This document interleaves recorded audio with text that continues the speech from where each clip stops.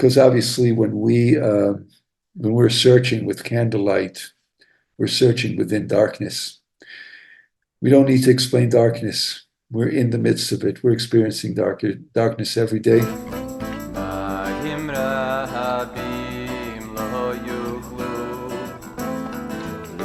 Go to our website, which is HebrewLearningCircle.org. Go to Jewish Resources, scroll down to Parsha Videos, and you'll find the source sheet right there. Good morning, everyone, from Haifa, Israel.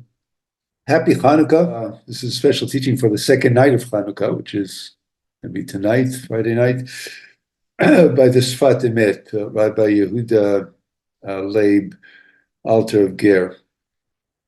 And I want to dedicate this teaching today, as we're speaking, the funeral of Gal Eisenkot, the son of Gad Eisenkot, a former joint armed forces chief of staff, general in the army, and one of the leaders of the current war in Gaza. Lost his son, who was a fighter in special operations unit of the IDF. And his death is tragic and also symbolic. You know, when the chief of the war loses his child, it contains the energy of the losses of all Israelis and all of us as a nation. So I'm going to dedicate this teaching for a second night of Hanukkah to the memory of Gal Eisenkot. May his memory be of blessing. Yehi zichro baruch. And let us jump right in. So the parsha today this weekend is Vayeshev. It's the story of Yosef, who's both a dreamer and a dream interpreter. So the parsha starts with Yosef having dreams that, in fact, infuriate his brothers, causing them to sell him as a slave. They want to get rid of him. And at the end of the parsha, he becomes interpreter of the dreams of fellow prisoners, etc. So there's a dichotomy, or the tension between the dreamer and the dream interpreter. There is as we say, it takes one to know one. To be good at something, you need to experience it yourself. And we also have it also sort of lays out the dynamic of the exterior and the interior. There's the dreams of outside of other people, and then there's the dreams inside you. And that brings us here to Hanukkah, to this discussion by the Sefat Emet on the candlelights of Hanukkah, where he's going to, I think, creatively show us that the Hanukkah candle, Hanukkah light, is symbolic in ways that we often don't think about. Let's jump right in. He begins by weaving together masterfully three sources. In fact, let me just say, way more than three sources. He weaves together many sources. I pared it down to these three sources, and I'm going to give you an abbreviated version of the teachings. A quote from Exodus 25:8 that says, "Vasuli mikdash v'shachanti betocham," and let them make me a sanctuary that I may dwell among them. And this is in the context of the story of Moses coming down from the mountain with the tablet with the Ten Commandments, and God says, "Build me a sanctuary." And you're going to place these tablets within the sanctuary. And it's interpreted, this verse has come to be known for, literally it says, "Build me a sanctuary and I will live amongst them," meaning this will be God's house within the camp, the encampments of the people, because we know the first sanctuary was actually a tent in the center of the camp of the Israelites as they're wandering the desert. And the sages interpret that to mean create a sanctuary for me, and I will live within them, meaning I will live within the heart of each one of the people of Israel. You build a tent, and I will thus or therefore enter the hearts and be present within each person. So let's put that on the shelf for a moment and remember that principle. The Sefat Emet continues and brings a verse from Proverbs that says, Ner Adonai nishmat Adam. The candle or the candlelight of Adonai is the soul of a human being, man, woman. Chofes kol chadrei beten, that searches all the inner spaces of the chambers of the belly. And that's metaphorically, it's understood to mean, let me actually read the translation here. The life breath spirit of man is the candle of Adonai, revealing all his or her innermost parts. We have innermost parts. It's expressed here in a very anthropomorphic way. In other words, talks about the belly, but the belly here is a metaphor for the inside, right? When we say I hold my anxiety or my anger in my belly, it doesn't mean that it's actually in your belly where you're digesting your food. It means that it's sort of in the core of my torso, right? I'm holding the tension in there. Is the core of my being. The spirit of the human spirit is God's candle to see into the inner spaces of the human being. And the third verse that he brings that ties it all together is from the Talmud. V'chipus minerot dichtiv, ba'et ahi achapes et Yerushalayim b'nerot, v'nerot miner dichtiv, Ner Adonai Nishmat Adam Chofes Kol Chadrei Beten. And this Talmudic discussion in Pesachim, page 7, second side, actually quotes brings a verse from Proverbs as a reference point where what it was discussing here. It's saying that when we're searching for the leaven on Passover, we should do that with a lit candle, right? So he's showing that the Talmud is telling people that after you cleared your house from the Passover, from the leaven, you should take a candle and search for it, which is also a metaphor for searching for Jerusalem with the candle. This is a verse from Tzfanya. So the Talmud is bringing these two verses from Proverbs and from the prophet Tzfanya, and showing how the Torah is considering searching with a lit candle to be an important function, which is not only technical, which is not only looking for crumbs of bread in your house, but it goes to the principle of lighting a light that can search for something special and unique that is within. The questions here is, how do the Hanukkah candles relate to the inner examination of our soul, as per the verses we just explored? And also, why examine our soul to begin with? Right? What's the value of that? What are we looking for when we're examining our soul? I mean, it's pretty intuitive to understand the virtue of self-examination, but the question here is further, not only self-examination for knowing myself or oneself, But what actually is it that when we're examining, what is it that we're looking for inside ourselves? Right? It takes that a sort of a notch deeper than just, oh, let me know myself so I can be a good person. We're going for something a little bit deeper underneath the surface of that. And what does candlelight as a symbol truly stand for, and especially the candlelights of Hanukkah? This is what Sefat Emet here is attempting to clarify for us.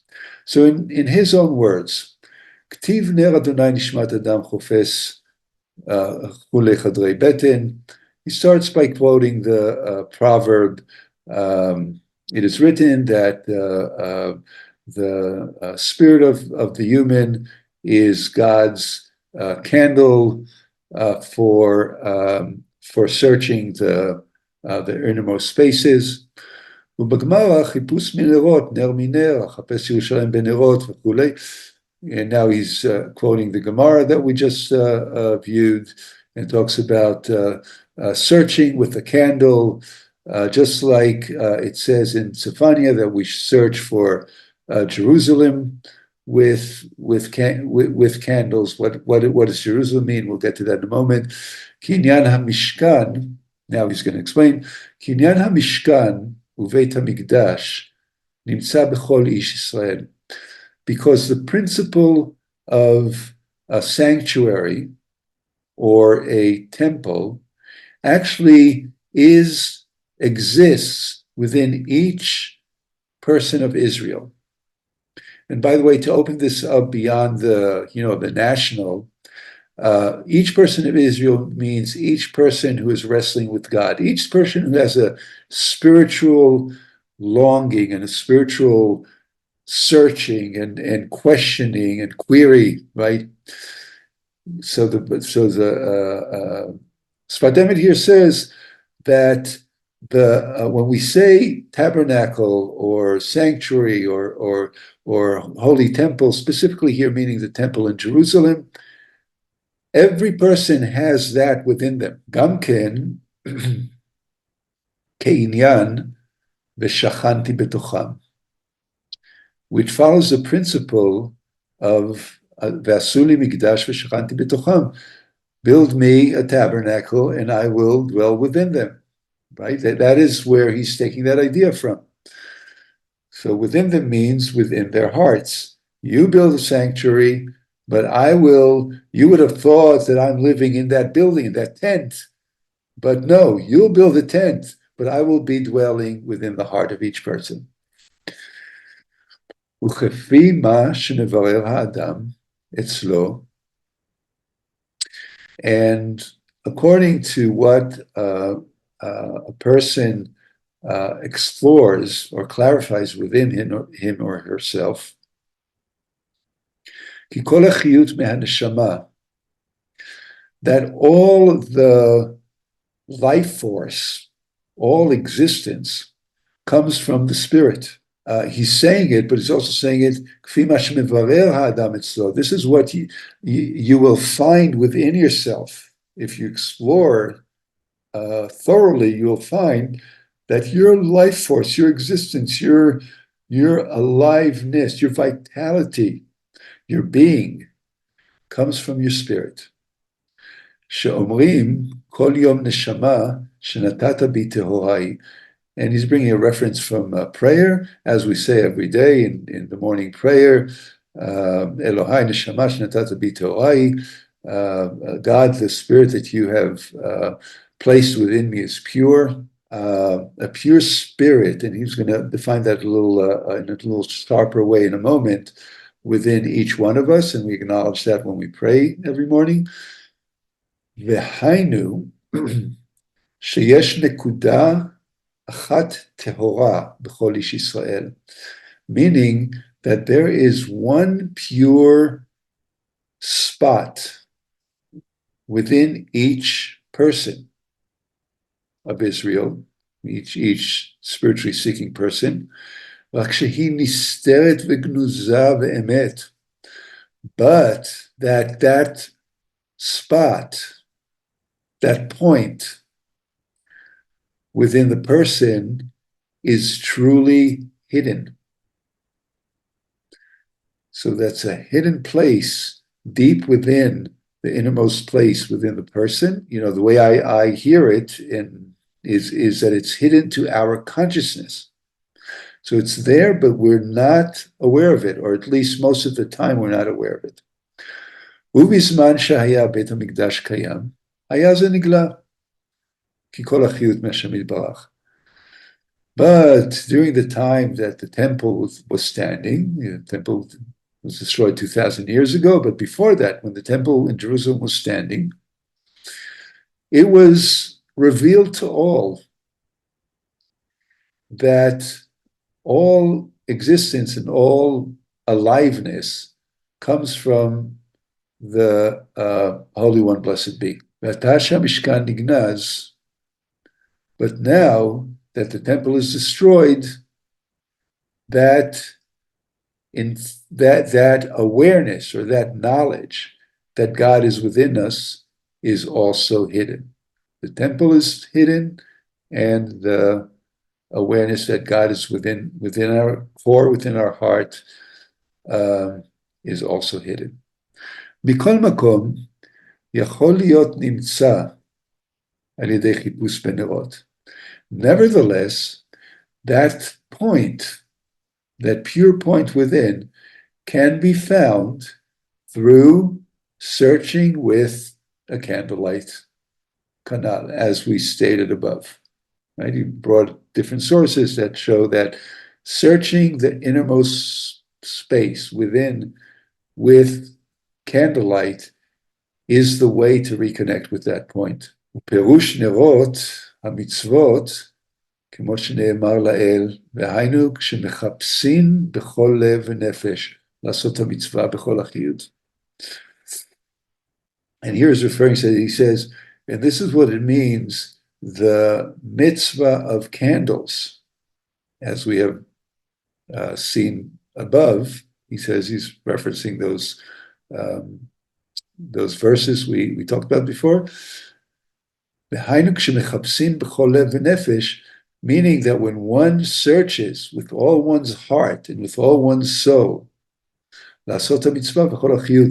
to fulfill the mitzvah with all of one's vitality. I want to broaden up the word mitzvah to, or think about it, use the word mitzvah as spiritual practice, right? This is the implementation, the skillful means, the way we practice in physicality, in our physical lives.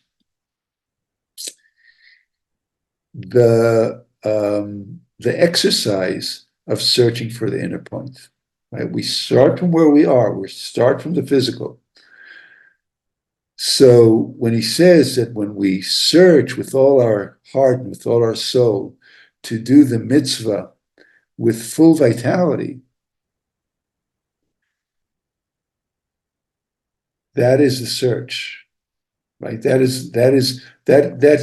That works for all of the mitzvot, for the whole system of spiritual practice, but also specifically here for Hanukkah, for the mitzvah of lighting the candles of Hanukkah, that we do it with all of our being, with all of our awareness, because we read that it says, search with candlelight.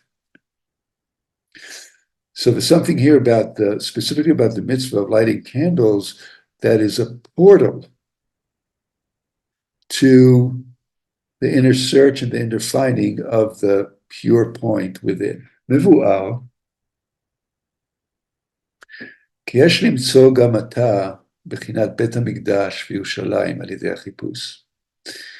And we can understand this, that it is incumbent upon us to find now, in our days, the Holy Temple and the Jerusalem within, through this searching. And this is through the power of the mitzvot, the practice that a person performs, with all of one's being. הפנימיות שהיא נקודה טהורה. By that external doing, the inner point is awakened. That pure inner point is awakened. ועליה נאמר חופש כל חדרי בטן. And this is what is meant in the verse, the human spirit is God's candle, searching the innermost parts of the innermost parts. שיוכל למצוא בכוח הפנימיות הערה גנוזה. That through the potential inner power, that one can find the hidden light within. How is the Sefat Emet here reinterpreting the symbolic power or the actual power of the Hanukkah candle? He's telling us, don't think about the candle only as representing our inner light, which is usually how we like to interpret it. The light, the candlelight represents the light within us, represents the goodness within us, which represents the divinity within us. It can represent peace and goodness and the fixing, the reformation of the world, etc. He says, yes, there's more to that. He says, the light of the candle symbolizes the light of searching, the light of awakening an inner, essential, pure place that is hidden within. Through the honest and vigorous search, we will awaken and reconnect with that place. So the candle here is not the light itself, but it's actually the ability to search for the divine within. Because obviously when we're searching with candlelight, we're searching within darkness. We don't need to explain darkness. We're in the midst of it. We're experiencing darkness every day. Through war, death, suffering, anxiety, loss, grief. We're in it. May we know how to search, how to find the key to eliminating the darkness and reclaiming the pure point within. Amen. Chag Sameach. Stay safe until next week. Shalom for now. Today, thank you, everybody. Again, click subscribe button. Doesn't cost you anything. We really appreciate that. Like to have that extra layer of connection with you. Like and subscribe. Come back.